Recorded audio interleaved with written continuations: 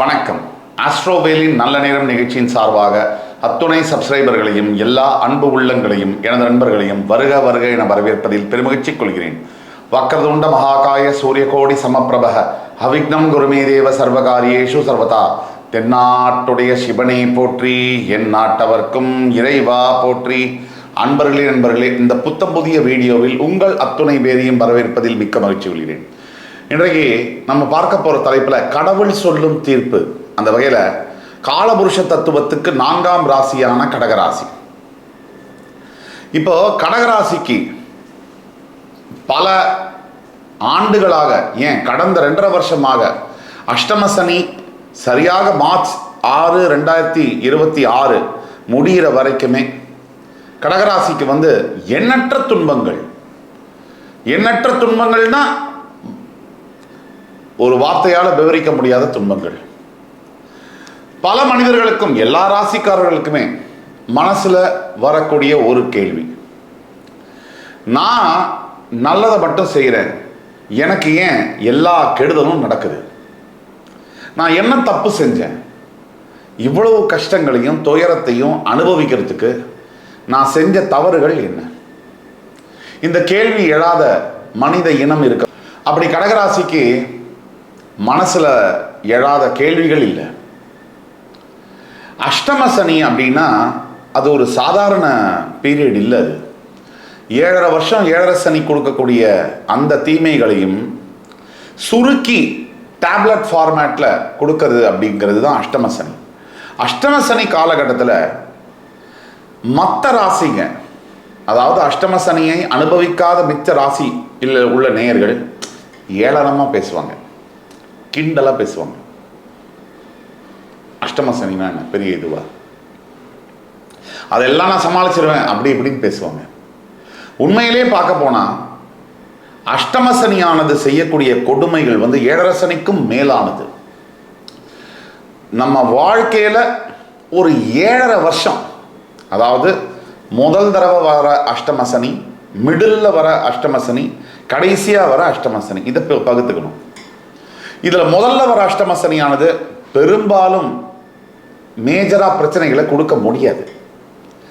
சில பேர் அஷ்டம சனியிலே பிறக்கிறாங்க, சில பேர் ஒரு 10-15 வயசுக்குள்ள அஷ்டம சனி என்பது வருது, சில பேருக்கு எப்படியும் 25 வயசுக்குள்ள ஒரு அஷ்டம சனி வருது. இதில் பிரிச்சுக்கிட்டோம்னா 10 வயசுக்குள்ள வர அஷ்டம சனியானது பெரும்பாலும் உடல் ரீதியான பிரச்சனைகளை தவிர, சின்ன காயம் படுறது, முட்டியில் சிராச்சுகிறது, கீழே விழுகிறது, இதை தவிர எதுவும் ஆண்களுக்கோ பெண்களுக்கோ கொடுக்க முடியாது. சிறுவர்கள் அந்த மாதிரி. 2ஆவதாக வர அஷ்டம சனி கொஞ்சம் அதுக்கு அப்புறமா ஒரு லிட்டில் பிட் நெக்ஸ்ட் ஸ்டேஜ் காட்டம் கொடுக்கும். 15லேருந்து 25 வயசு வரைக்கும் வர அஷ்டம சனி.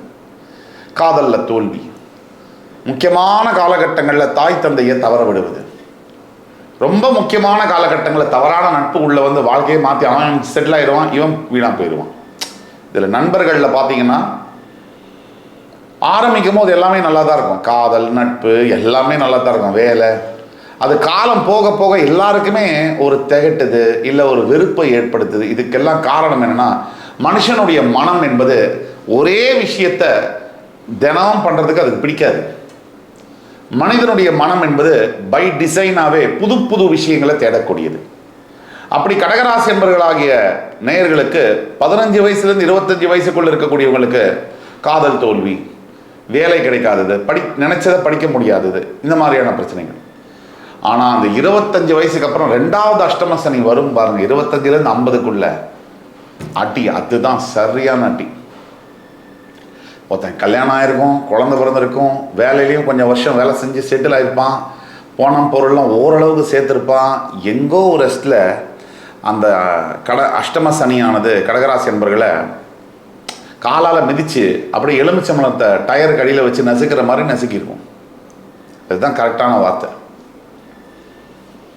ஏன்னா பணத்தை இழக்கிறது, ஹெல்த்து இழக்கிறது, நிறைய விஷயங்களை இழக்கலாம். ஆனால் மனசை இழக்கிறது மாதிரி ஒரு அவஸ்தை கிடையாது.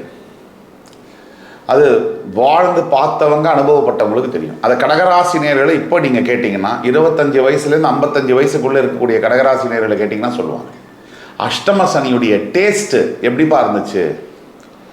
கடைசியாக ஒரு அஷ்டம சனி இருக்கு பார்த்தீங்களா, அதுவும் பெருசாக ஒன்றும் செய்யாது, காலி பண்ணிடும், ஆரோக்கியத்தை காலி பண்ணும். வேற எதுவும் அதால் பண்ண முடியாது. நடுவில் வர அஷ்டம சனி தான் பொண்டாட்டி தொல்லை, கடன் தொல்லை, வேலையில் பிரச்சனை, ஆரோக்கியத்தில் பிரச்சனை, குழந்தைங்களால் பிரச்சனை, அவமானம் எல்லாம் போய் காலி பண்ணி நிறுத்துறது இந்த மிடில் தான். ஆக அப்படி அந்த அஷ்டம சனிலேருந்து வெளியில் வந்த கடகராசினியர்களுக்கு முதல்ல வாழ்த்துக்கள். You made it. அஷ்டம சனியை கடந்து இன்னும் உயிரோடு நீங்கள் இருக்கீங்க. இதுவே தெய்வத்துடைய அருள். இதற்கு பிறகு ஏன் இந்த கஷ்டங்கள், ஏன் எனக்கு மட்டும் இப்படிப்பட்ட கஷ்டங்கள் அப்படின்னு கடகராசி என்பர்கள் கேட்பார்களே, ஆனால் அவங்களுக்கான விஷயம்தான் இது. இந்த கஷ்டங்கள் ஏன் அப்படின்னா உங்களுக்கு மட்டும் இல்லை, மேபி உங்களுக்கு அதிகமாக அவங்கவுங்க கஷ்டம் அவங்கவுங்களுக்கு பெருசு. கஷ்டங்கள் என்பது எல்லோருக்கும் இருக்கு. ஆகக்கூடிய இந்த கஷ்டங்கள் ஏன் இவ்வளோ கஷ்டங்கள் அப்படின்னா அதுக்கு பல காரணங்கள் உண்டு. இப்போ நம்ம பேசக்கூடியது எல்லாமே கரண்ட் பிளானட்டரி பொசிஷன்ஸ், கோச்சார ரீதியான பலன்கள். ஒவ்வொருத்தருக்கும் ஜனன ஜாதகம் அப்படின்னு ஒன்று இருக்கும். அந்த பிறப்பு ஜாதகமே ஒரு மனுஷனை பெரிய லெவலில் தூக்கிட்டு போய் உட்கார வைக்கிறதும் சரி, அதுவும் சும்மா உட்கார வைக்காது, எல்லாமே போராட்டம் பண்ணி தான், இல்லை கீழே அதில் பாதாளத்தில் போடுறதா இருந்தாலும் சரி, இந்த சாய்ஸை கடவுள் நம்மகிட்ட கொடுத்துருவார். எப்படி? நல்ல கவனிங்க. எல்லோருக்கும் போராட்டம் உண்டு, நல்லதும் உண்டு, கஷ்டங்கள் உண்டு, சாதனைகள் உண்டு, எல்லாமே உண்டு. இதில் ஒரு சில மனிதர்கள் இந்த ரூட்டை தேர்ந்தெடுப்பாங்க, கீழே போகிற ரூட்டை. ஒரு சில மனிதர்கள் மேலே போகிற ரூட்டை தேர்ந்தெடுப்பாங்க, ஜெயிக்கிற ரூட்டை. அதுக்கெல்லாம் மனசு தான் காரணம். அப்படி ஏன் இந்த கஷ்டங்கள்?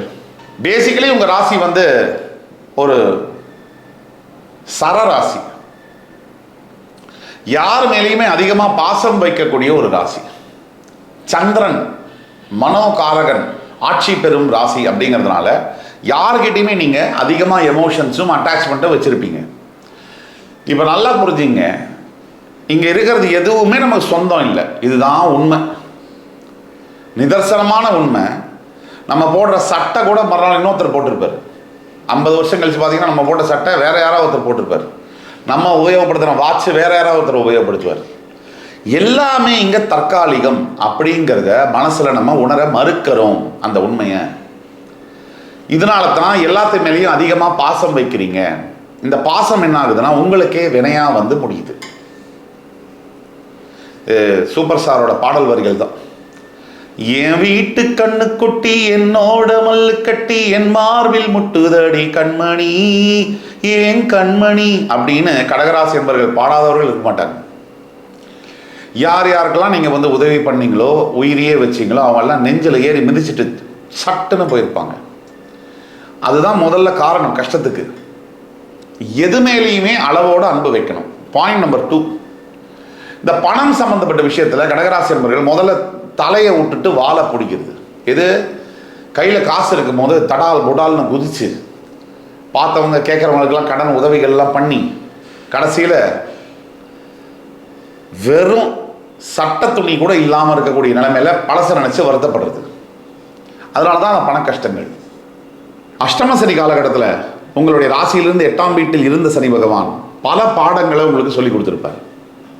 லைஃப் டைம் லெசன்ஸ்ன்னு சொல்லுவாங்க. இது வரைக்கும் நீங்கள் கற்றுக்க மறுத்த பாடங்கள், நீங்கள் கற்றுக்க விருப்பம் இல்லாத பாடங்கள், நீங்கள் கற்றுக்க முடியாத பாடங்கள், உங்களுக்கு புரியாத பாடங்கள் எல்லாத்தையும் அவர் கற்றுக் கொடுத்துருப்பார்.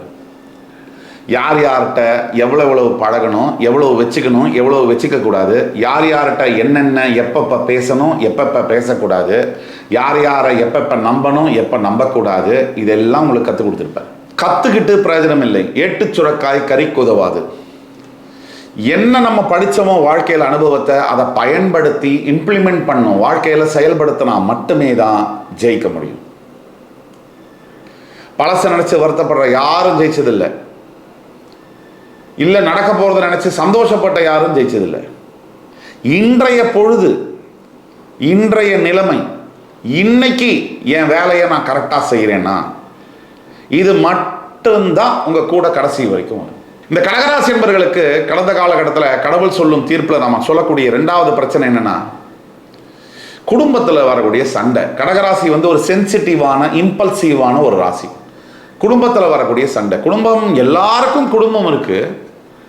ஆனால் ஒரு சிலருக்கு குடும்பம் வந்து ஒரு வார்ஃபீல்டு, போர் முனை மாதிரி இருக்கு. ஈரானும் யூஎஸும் சண்டை போட்டுக்கிறாங்க பாருங்க. அந்த வார்ஃபீல்டு மாதிரி இருக்கு. தினமும் குருக்ஷேத்திரம் தான்.